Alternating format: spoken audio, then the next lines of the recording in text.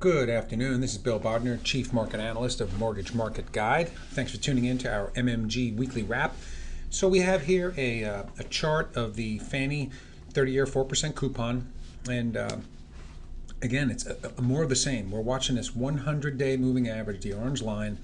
You'll notice here we put a couple of circles showing that we were only able to get 1-day closes, right? And so in technical analysis, we want to see a 2-day confirmation, a 2-day close above a level, and then from there, hopefully, things break out above it. We're just not seeing it. So we have not closed 2 days above the 100-day moving average since last September, and so we cannot see lower rates until we get that. And what, as I'm talking to you today on a Friday.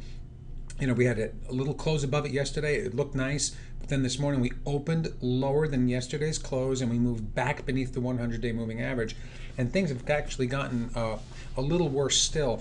Another thing that we're watching as well, at the same time in the Treasury market, we're seeing the early signs of what is called a bullish engulfing pattern in the yield on a 10-year note.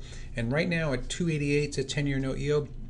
If we closed here or a little bit higher, it would represent the highest closing yield in exactly a month. So very quietly, all of a sudden, things are kind of, we're looking at the same technical markers that we've been looking at for the past, month or so, and they're still in play. One thing that we can tell you for sure, after seeing a long sideways trading range like this, really tight up against a resistance like this, we are due for a breakout. And these low volatility, call them like complacent type of trading patterns are usually followed with the opposite. So it would probably be a good bet to figure that at some point in a not too distant future, we're going to see a breakout either to the upside or to the downside from here. And so that's something that you need to be very mindful with in talking with your clients.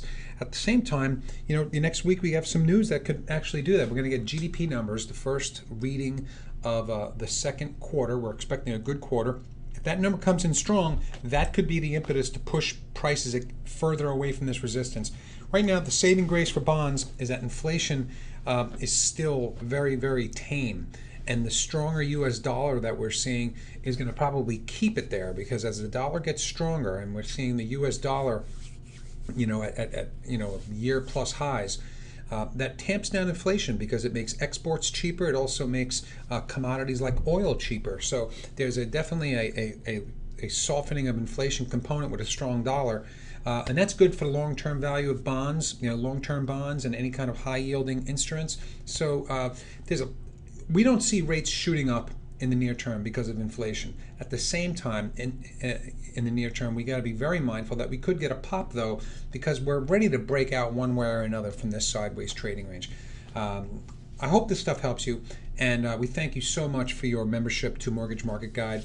And you'll be hearing a lot of great things from us over the coming weeks and months. We're in the midst of putting together a Mortgage Market Guide app that will just be a really great addition to your smartphone. So be looking for some of that in the near term.